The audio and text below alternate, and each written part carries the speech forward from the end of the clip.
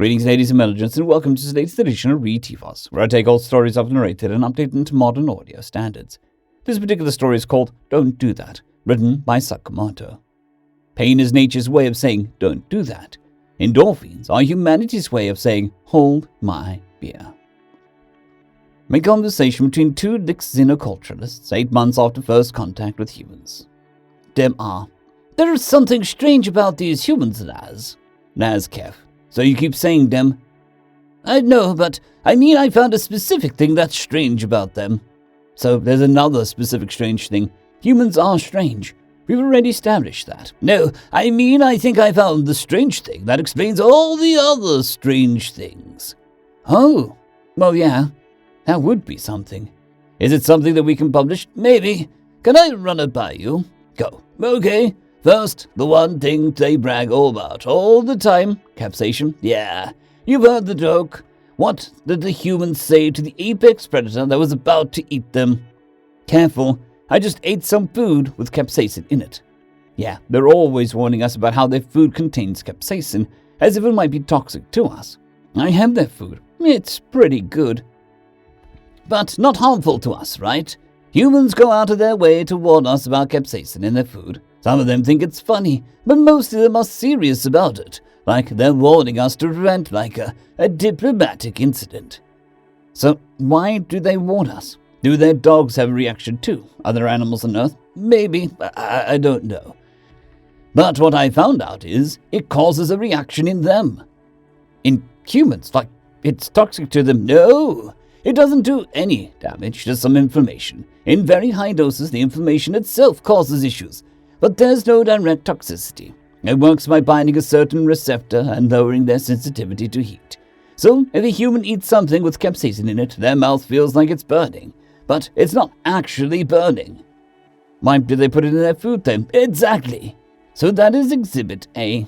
But we'll get back to it. There's a video too, okay? Exhibit B. Okay, you heard about the PAX run last month? That race, the human one. It set a new record for the 11-kilometer race by a few minutes or something. Translator's note. Time and distance units are in the original had been converted to Earth equivalent. It would have broken the record by a lot, but it showed up to the race 90 minutes late. What? Wait. So it ran 11 kilometers in less than an hour. 11 kilometers in less than an hour. Stars! Is it like a super athlete or something? No, that's the thing. It's not an athlete. It was part of the human diplomatic corps. It registered a couple days before the race, basically on a whim. Get this, their fastest runners could do it in half the time. Half? You're joking? No, seriously, I have video of this too. But humans aren't, strong or anything. They're kind of puny. It turns out that they are actually built for running. They regularly have races much longer than the PAX run. They evolved as persistence hunters. But there's more to it than that. How so? They're not that much stronger or well-built for running than us, or say, the Frin, but they're way faster, or at least over longer distances. And they have races far longer than we would have ever imagined. Physiology alone can't account for that. So you figured out what accounts for the performance gap? I think so. And it has something to do with eating capsaicin or simulating fire in their mouths. Well, not directly. Let's move on to Exhibit C. This had better be going somewhere, Dem. It is, Naz. Trust me. All right. Exhibit C is their reproductive practices. What about them? They do some strange things when it comes to reproduction. Well, every species has different ways of attracting mates. No, this is after they've attracted each other. You know that they derive pleasure from the reproductive act itself? Sure. An interesting adaptation, to be sure, but there are a few other conclave species that do the same thing. The Koval, yes. But do you know about the lengths they'll go to in order to enhance that pleasure? No, it's hard enough just to get one of them to describe the process at all. Many of the ones I've talked to seem to be ashamed of it. Yeah, nobody would go into detail with me either. Until one of them told me where I could get a hold of some video. Oh, one of the scientists? No. It was one of the students that worked for the scientists, a young adult, female. She sent me to a node on their computer network where humans can access videos of other humans performing their sex act. They watch each other? To learn the best reproductive technique? No. For pleasure, remember? They aren't always doing this to reproduce. Oh, right.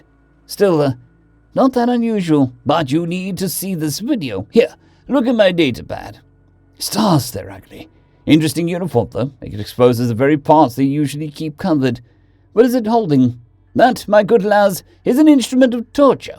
See what it's doing? That one's female. The one tied up to the metal frame on the bed is male. But wait, he's tied up. Is he being held prisoner? He's being tortured. No! Eventually, in the video, they actually do that sex thing. It's in like 20 minutes. This is called foreplay. It looks awful, but it is not awful for them. Look, he just smiled a bit. Here, I'll turn on the captioning. She's calling him her slave? Look, damn. This is something we should tell their authorities about. No, Laz, I was actually told very specifically not to share this video by the female. The female in the video. You met her, Dem? She's the student that told me about it. I met the male, too. He's fine, Laz, I assure you. He's another student. He freely told me that this is something they participate in mutually. I followed the isolation protocols, too, just to make sure that he wasn't under duress. But he's clearly in pain. Ah! You've got it, Laz. That is the key. Pain is the key. Yep. That's why they put capsaicin in their food. Because it hurts. Because they derive pleasure from pain. It wasn't until I saw this video that I figured it out. Look, the male is aroused. What possible use is there for deriving pleasure from pain? How would a neural reaction like that survive natural selection? You got me, Laz. But it explains so much about humans, right? Well, it explains why they put chemicals in their food that makes them think their mouths are on fire. You said you have a video of that too? Yes, I'll bring it up. No, let the torture video play. I want to see how that whole, performance plays out. Here, bring it up on my datapad. Okay, let me just, okay, look, this one just ate something called a Carolina Reaper. He's crying away. Is he laughing? That's right. A little both, actually. So his eyes and nose have this flushing response, dumping Star's nose, all over his hideous face. But he likes it. I don't know the exact mechanism, but look at him. He's almost having a religious experience. Like that double rainbow guy, even more than that. Is there any sexual response? Not that I can tell, unless they put the capsaicin right in their genitals. We can find a video of that, maybe. Well, wait, though. What does this have to do with their running and breaking century-old galactic records? Oh, right. That was a little harder to link up. Okay, we're done with Muka's face. Here's a video of one of their 42.2-kilometer races. 42.2 kilometers. On just their legs. I know, it's crazy. We're just looking at the end here. Now, these aren't elite runners. This is someone who does this for recreation, as a hobby. Is he bleeding? They bleed red, right? Yes. From his vestigial memories. They're mostly non-functional in the males. Oh, the memories. So it's sexually arousing for him to bleed from them. No. My understanding is that this is purely painful for them. No joy at all. Then why are you showing me? I just thought it was funny. Here's another one. Okay, this one is clearly hurting, right? Look at its face. Agony. Definitely struggling. Muscle fatigue in the legs. Right. But keep watching. Let me fast forward a bit, okay? Same human. This is later in the race, yes. Are you sure? It looks much better here. Like it was, this was a male, right? He has a grin on his face here. Kind of like zoning out. But his legs look stronger. Yes. This is later in the race. He's experiencing something called a runner's high. It occasionally happens, from what I was reading, when a runner pushes beyond their normal limits. So the pain from the muscles, they build up lactic acid when they're not getting enough oxygen to the muscles. And that causes them pleasure. No. The lactic acid causes the pain. It's something else that causes the pleasure. Or not so much causes pleasure, as it causes them to be able to ignore the pain. Wow. That would give them quite an advantage, right? But here's the key.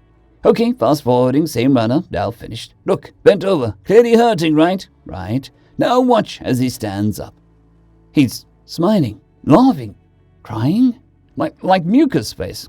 Just like Muka's face. Look, that same wash of mixed emotions displayed in his face, just without nearly as much actual mucus. That's the key to their running. They either ignore or draw strength from pain, and that's why they can go much further and faster than anyone else, when it is coupled with their runner physiology. Very powerful adaptation. And what about the torture ceremony? Well, let's see how far along they are. Oh! What oh? Sorry, that's not mucus, by the way. They really are disgusting creatures, aren't they? End of story.